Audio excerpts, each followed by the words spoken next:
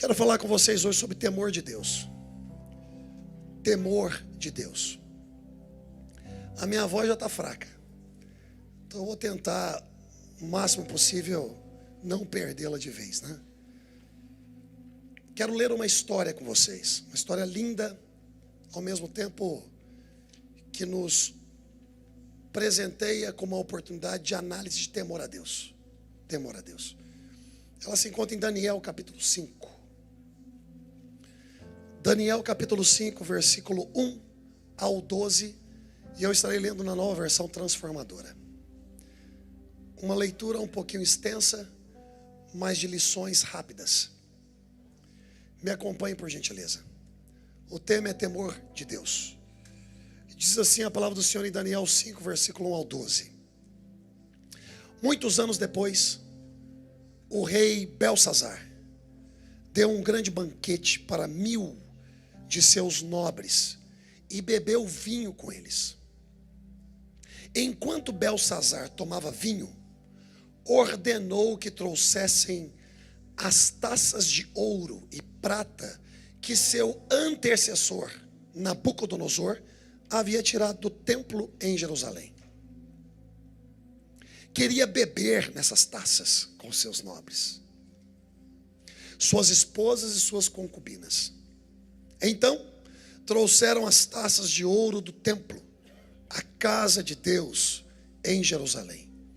E o rei e seus nobres, suas esposas e concubinas beberam nelas, das taças do templo de Deus. Enquanto tomavam vinho, louvavam os seus ídolos, feitos de ouro, prata, bronze, ferro, madeira e pedra. De repente, viram dedos de mão humana escreverem no reboco da parede do palácio real, perto do candelabro. O próprio rei viu a mão enquanto ela escrevia, e seu rosto ficou pálido de medo. Seus joelhos batiam um contra o outro, e suas pernas vacilavam. Aos gritos, o rei mandou chamar os encantadores, os astrólogos e os adivinhos. Disse aos sábios da Babilônia: quem conseguir ler esta inscrição e me disser o que ela significa, será vestido com um manto vermelho, e em seu pescoço será colocada uma corrente de ouro. Ele se tornará o terceiro em importância em meu reino. Quando todos os sábios do rei chegaram, nenhum deles foi capaz de ler a inscrição, nem de dizer o que ela significava. O rei ficou muito assustado, e seu rosto ainda mais pálido. Seus nobres também ficaram abalados. A rainha mãe soube do que estava acontecendo ao rei e seus nobres, e foi depressa à sala de banquetes. Disse ela a Belsazar: que o rei viva para sempre, não fique tão pálido e assustado. Há em seu reino um homem que tem nele o espírito dos santos deuses. Durante o reinado de Nabucodonosor, esse homem demonstrou percepção, entendimento e sabedoria como a dos deuses. Seu antecessor, o rei Nabucodonosor, o nomeou chefe de todos os magos, encantadores, astrólogos e adivinhos da Babilônia. Esse homem, Daniel, a quem o rei deu o nome de Beltesazar, tem inteligência extraordinária e é cheio de conhecimento e entendimento. É capaz de interpretar sonhos, explicar enigmas e resolver problemas difíceis. Mande chamar Daniel, e ele lhe dirá o que significa a inscrição. Palavra do Senhor, né? Vamos orar. Senhor, revele aos nossos corações um intento para essa manhã. Converse conosco. Nos instrua através das lições. Nos ensine, Senhor, o caminho da sabedoria, que é o temor ao Senhor. Que possamos sair daqui hoje encorajados, inspirados, mas também cheios de temor, para vivermos cada vez mais próximos de Ti. É a minha oração em nome de Jesus. Amém. Amados, o que mais está faltando hoje em dia é temor. Está faltando temor. É em nome do que não tem maldade. Isso não tem maldade. Não, para com isso, não tem maldade. Isso é religiosidade. Nós estamos terceirizando a nossa vida para Satanás. Ir numa festinha inadequada não tem maldade. Beber algumas coisas inadequadas não tem maldade. Dançar algumas músicas inadequadas não tem maldade. Não tem maldade. Faltar com a verdade por causa de um interesse parece não ter mais maldade. Muitos estão olhando para o espelho e não reconhecendo mais quem está ali. Nasceram originais e já se piratearam. Está aqui o cenário. O texto afirma que eles estavam em uma festa. E tudo estava bem, no sentido de que ele estava dando uma festa para 1000 dos seus nobres, suas esposas e suas concubinas. Eles já estavam na festa, eles já estavam bebendo. Mas deu na gana dele de beber das taças, de usar os utensílios do templo do Senhor. Ele não queria só festejar, ele queria escarnecer. Ele não queria só festejar, ele queria zombar. Porque a palavra fala que eles não só estavam festejando, mas adorando a outros ídolos. Ídolos de ouro, de prata, de madeira e de pedra. Não é sobre a festa somente, mas é sobre a motivação com que se festeja. Tem muita gente que participa de algumas situações. Está tudo bem em festejar, mas é o como se festeja e com quem se sai à festa. Hoje em dia, nós não selecionamos tanto as nossas amizades. Chamamos de amigo até mesmo quem não compartilha dos princípios. Chamamos de amigos aqueles que negam a nossa fé, que zombam do nosso Deus e que não obedecem os princípios que tão arduamente foram ensinados pelos nossos pais, pelos mentores e pelos líderes da fé. Hoje em dia, nós não sabemos nos vestir mais. Nós nos vestimos de qualquer maneira. Não temos pudor, não temos decência. Aquilo que é para mostrar para o marido em casa, mostramos na plataforma do Senhor. Aquilo que é para se preservar para a esposa, compartilhamos com os amigos em uma roda de churrasco. Está faltando temor. Está faltando bons procedimentos, bons comportamentos. Quando eu disse que Jesus está voltando, é de fato, Jesus está voltando. E como Ele vai te encontrar? E como Ele irá me encontrar? Essa mensagem não é para te amedrontar. Essa mensagem é para ativar em você o temor ao Senhor. Quem você tem sido? Com quem você tem andado? Quais os ambientes que você tem frequentado? Quais as festas que você tem oferecido? Onde o seu dinheiro está sendo investido? A glória está sendo derramada a quem? Ao Deus que te dá, ou depois que Ele te deu, você glorifica o que Ele te deu? Quem é o seu Deus? Aqui tem um rei, que foi colocado por Deus, embora não seja um rei de Israel. Assim como Nabucodonosor também foi estabelecido por Deus. E no final da sua jornada se perdeu. Daqui a pouquinho nós vamos ler sobre isso. Um camarada que tinha de tudo para honrar a posição que tinha e que foi dada por Deus. Mas não, ele quis escarnecer. Tem gente que não se contenta com a vitória, também deseja escarnecer de quem foi derrotado. Tem gente que não se contenta com a bênção, quer usar a bênção para humilhar outra pessoa. E assim a vida vai indo. E por que não dizer dentro da própria igreja? Eu vejo hoje em dia dentro da própria igreja irmãos defraudando irmãos, irmãos subtraindo de irmãos, irmãos roubando irmãos, entrando em negócios e não cumprindo palavra. Eu vejo, meu gabinete é cheio o tempo todo de treta entre irmãos. Entre irmãos. É homem que está pegando, até uma palavra um pouco de falar meio vulgar, mas essa é a palavra que todo mundo entende. Pegando a mulher do outro. São homens fazendo isso. Que começam como amigos, mas terminam como amantes. São mulheres que não respeitam os esposos das outras, mas galanteiam os esposos. São amigos que recebem filhos de amigos, mas quando se vê, estão abusando dessas crianças dentro da própria casa.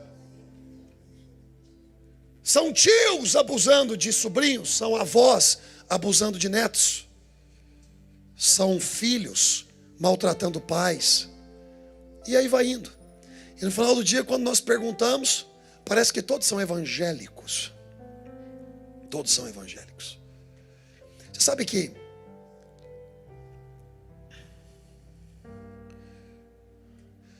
parece que todo bandido é evangélico. Mas nem todo evangélico é bandido. Para se vender um produto hoje em dia, parece que se eu vendo que eu sou um crente temente a Deus, a pessoa me compra com mais facilidade. Mas não, é uma pessoa confiável. Por quê? Porque é da igreja. Sei. Verdade ou não é, queridos? É um papo meio duro, mas é verdade. Vamos conversar a verdade. Você sabe que às vezes eu estou recebendo telefonema assim: AP, cuidado com a pessoa tal. Aí você, mas a pessoa tal é meu irmão.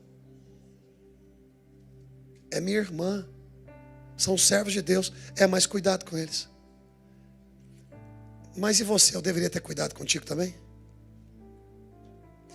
Nós hoje estamos nos protegendo de quem deveríamos nos despir. Nós estamos tendo que usar escudos com quem não deveríamos nos defender. E está perigoso isso. Está faltando temor. Está faltando temor de Deus nos negócios. Está faltando temor de Deus no matrimônio. Está faltando temor de Deus na educação com filhos. Está faltando temor de Deus de filhos. Como lidar com o pai. Como respeitar pai e mãe. Fala de qualquer jeito, de qualquer maneira. Está faltando temor de Deus em como respeitar lideranças. Pessoas ungidas por Deus. Para servirem a Deus. Servindo o povo. Está faltando temor de Deus de funcionários para com patrões. Está faltando temor de Deus dos patrões, proprietários de empresas, com seus funcionários, os tratando com nobreza. Está faltando temor de Deus no coração de cidadãos, que não sabem se comportar como cidadãos. Sujam a cidade, quebram as leis. Está faltando temor de Deus no povo de Deus. Porque aquele que nunca teve Deus, a gente até tem um pouco mais de paciência. Mas aqueles que experimentaram do Espírito e da palavra de Deus, está faltando temor de Deus. Existem muitas situações que eu tenho que resolver, e que está tudo bem, nós estamos aqui para resolver. Mas no final do dia o resultado é porque falta temor de Deus. Porque se tivesse temor a Deus, não estariam fazendo ou se envolvendo com aquilo que estão. Poupariam. Por que eu estou trazendo essa mensagem? Para dizer para vocês que se nós não observarmos aquilo que Deus tem nos dado para festejar, transformamos as nossas festas em um posto de vaidade, de orgulho, de prepotência, de humilhação. Está aqui um rei querendo humilhar. Traga lá os utensílios do templo do Senhor. Eu não quero só beber vinho, não. Eu quero beber na taça do templo. Eu quero humilhar aquilo que é sacro, aquilo que é precioso. Só que o temor de Deus veio. Por quê? Porque talvez nós venhamos a pensar: Deus não vai entrar em um ambiente promíscuo, em um ambiente perverso. Ele entra, como ele entrou aqui no texto. Ele invadiu um ambiente irreverente. Pode ser que Deus invada ambientes que tenhamos frequentado ou estejamos frequentando de irreverência só para pegar a nossa atenção. Talvez ele invada o nosso lar, que aparentemente parece tão sacro, mas escondemos cadáveres, escondemos podridão, e a luz do Senhor invade a escuridão, mesmo que entre pelas rachaduras, porque luz também entra e penetra pelas rachaduras. trazendo luz àquilo que está escondido. E o Senhor entra e faz com que os nossos joelhos batam um no outro, de temor. E agora? Fui descoberto. E agora? O que farei? Está aqui, ó, um ambiente irreverente. E sabe o que aconteceu? O Senhor se apresentou e começa a escrever na parede. O rei fica desesperado. A mãe do rei, rainha mãe, se apresenta dizendo: seu antecessor tinha um camarada aí chamado Daniel, Beltesazar. E ele era considerado um homem sábio, como os deuses. Chama que ele vai resolver. Então chamaram Daniel. E Daniel trouxe solução para aquilo. Com isso, com essa história em mente, eu quero trazer rapidamente algumas lições. E eu vou ser bem rápido, porque o tempo não permite nós prolongarmos. Primeira lição: não sirva a dois senhores. Não sirva a dois senhores. Não faça isso. Não faça isso. O texto diz assim: enquanto Beltesazar tomava vinho, ordenou que trouxessem as taças de ouro e prata que seu antecessor Nabucodonosor havia tirado do templo de Jerusalém. Queria beber nessas taças com seus nobres, suas esposas e suas concubinas. E então trouxeram as taças de ouro do templo, a casa de Deus em Jerusalém. E o rei e seus nobres, suas esposas e concubinas, beberam nelas. E enquanto tomavam vinho, louvavam seus ídolos, feitos de ouro, prata, bronze, ferro, madeira e pedra. Não use a sua riqueza para adorar os seus ídolos. Porque muitas vezes nós fabricamos os nossos ídolos. Às vezes a própria riqueza se torna um ídolo. A própria riqueza se torna um ídolo. Estilo de vida se torna ídolo. Estilo de vida se torna ídolo. Querido, aprenda uma coisa. O que te protege não é a lã que você produz, sendo ovelha. O que te protege não é a lã que você produz. O que te protege é o pastor que cuida de você. É o supremo pastor Jesus Cristo que te protege. Se você começar a entender que o que você produz tem te protegido, te dado conforto e é a razão do seu bem-estar, eu quero te dar uma informação: o lobo te come com lã ou sem lã. Então não é o que você produz que te protege. O que te protege é aquele que permite com que você continue multiplicando. É o Senhor. E o que nós fazemos? Nós pegamos as taças de ouro, nós pegamos as riquezas que o Senhor nos fornece. Quando Nabucodonosor pega os utensílios do templo e leva embora, foi tudo com autorização de Deus. A profecia veio da boca do profeta de Deus, que Nabucodonosor iria tomar as coisas. Era uma forma de Deus tratar com Israel, tratar com Judá. Então esses utensílios não estavam lá porque ele defraudou. Fazia parte do projeto, fazia parte do plano. Mas não era para ele trazer escárnio. A sua riqueza é parte do projeto de Deus. Trazer você para a América é parte do projeto de Deus. Mas agora que ele te trouxe para cá, você está abandonando a casa dele. Ou seja, ele te trouxe para o seu sonho. E agora que você vive o seu sonho, você abandona a casa dele, você abandona os propósitos dele. Você pega a riqueza que ele tem te dado. Tinha gente aqui sem trabalho e agora que está trabalhando, abandonaram o serviço de Deus. Tinha gente aqui que me procurava e falava: AP, pelo amor de Deus, ora por mim porque a coisa está pegando. Aí eu orei, funcionou, você acredita? Você acredita que funcionou? Eles estão prosperando, estão trabalhando, está tudo dando certo. E agora eu observo, sabe o quê? O afastamento. É pegar a taça do templo e beber e trazer escárnio. É isso que significa. É isso que significa. Tudo que Deus tem te dado, todos os benefícios, é para a glória dele. Não se esqueça disso. Não se esqueça disso. Não sirva a dois senhores. E nós não estamos falando que só de dinheiro não, tá? Não é só de dinheiro. Tem gente que está servindo a América ao invés de servir a Deus. Tem gente que está servindo a empresa ao invés de servir a Deus. Quem te deu a empresa foi Deus. Ele não te deu para você se tornar servo dela. Ele te deu para ser ferramenta de prosperidade. E que não só para a sua vida, mas para fluir através de você. Não sirva a dois senhores. Deuteronômio 8:18, não precisa abrir. Diz assim: lembre-se do Senhor, seu Deus. É Ele quem lhe dá força. É Ele quem lhes dá força para serem bem-sucedidos, a fim de confirmar a aliança solene que fez com seus antepassados, como hoje se vê. É Ele que te dá força para enriquecer. O que você tem é dele. Não beba na taça dele, menosprezando as coisas dele. Tudo que você tem é dele. Inclusive você é dele. E deixa você pensar que alguma coisa que você tem seja seu. Você é apenas um administrador. Lição número 2. Temer ao Senhor é respeitar a Deus. Respeitar a Deus. Daniel 5, de 5 a 8 diz assim: de repente viram dedos de mão humana escreverem no reboco da parede do palácio, perto do candelabro. O próprio rei viu a mão enquanto ela escrevia, e seu rosto ficou pálido de medo. Seus joelhos batiam um contra o outro, e suas pernas vacilavam. Aos gritos, o rei mandou chamar os cantadores, os astrólogos, os adivinhos. Disse aos sábios da Babilônia: quem conseguir ler essa inscrição e me disser o que ela significa, será vestido com um manto vermelho, e em seu pescoço será colocada uma corrente de ouro. Ele se tornará o terceiro em importância em meu reino.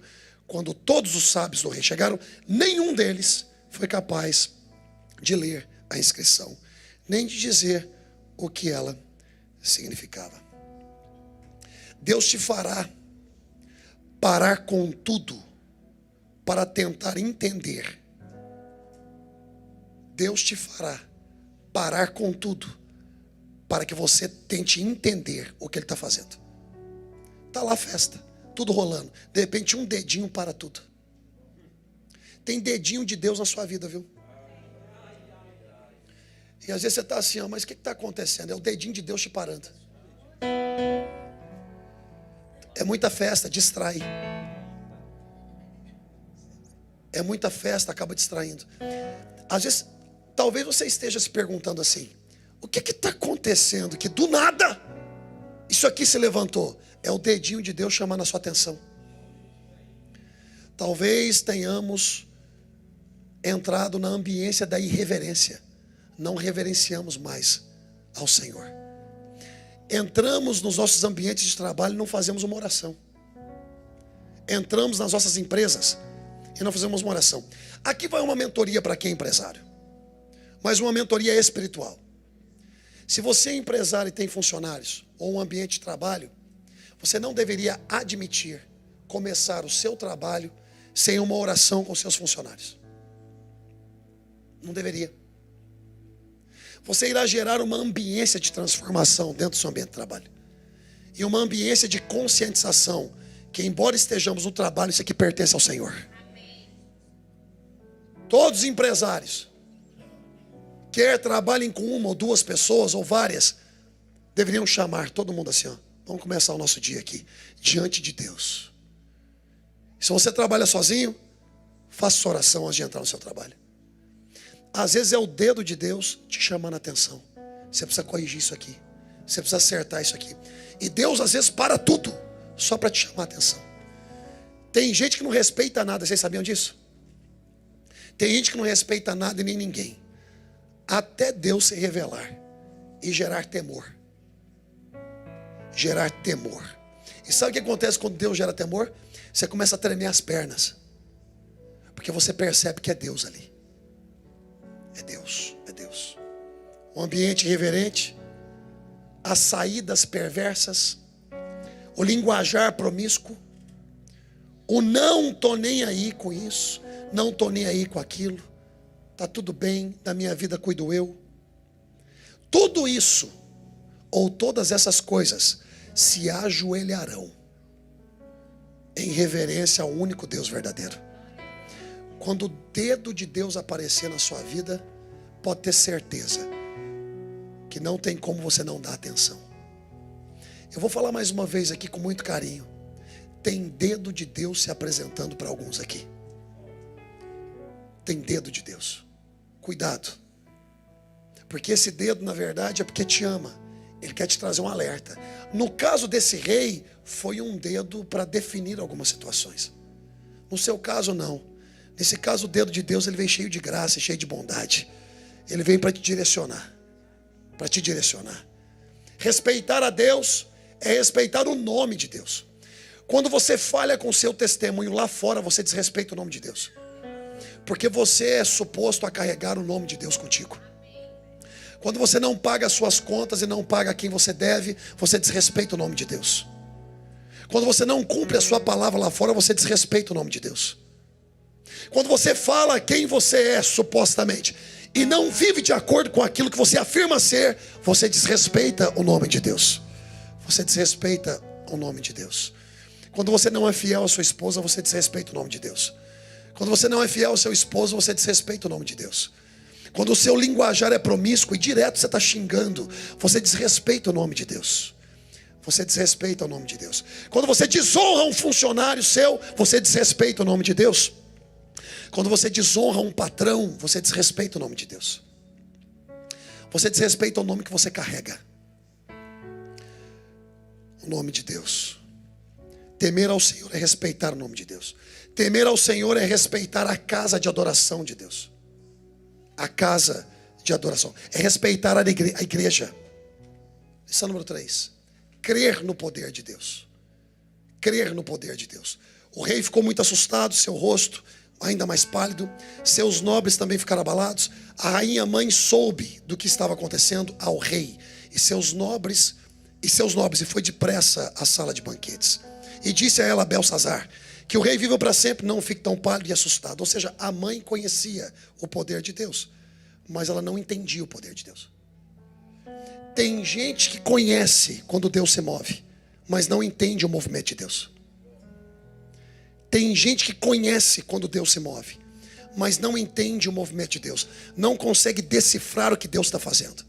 Deus está se movendo aqui, amém. É isso mesmo. Mas o que ele está fazendo? Não sei. Só sei que foi mover de Deus. Tá, mas sem o entendimento do mover de Deus, não tem como eu gerar as aplicações necessárias para a mudança na minha vida. Observe como Daniel foi trazido para interpretar o mover de Deus. Você não pode ser uma pessoa que só observa moveres. Você tem que ser uma pessoa que traz a leitura de moveres. Você não pode ser uma pessoa que passa a informação que alguma coisa está acontecendo. Você tem que ser a pessoa que traga a resposta sobre o que está acontecendo. Daniel foi essa pessoa, diferente da mãe. A mãe sabia quem resolvia, mas Daniel é quem resolveu. A pergunta que eu tenho para te fazer, nós somos quem? Pessoas que fazem leituras, mas não são partícipes na resolução. Nós não temos a resposta para aquilo, mas entendemos que alguma coisa aconteceu de Deus. Somos alvo fácil na mão da subjetividade, quando nós não percebemos e não conseguimos decifrar o que Deus deseja que venhamos a fazer em tempos de caos.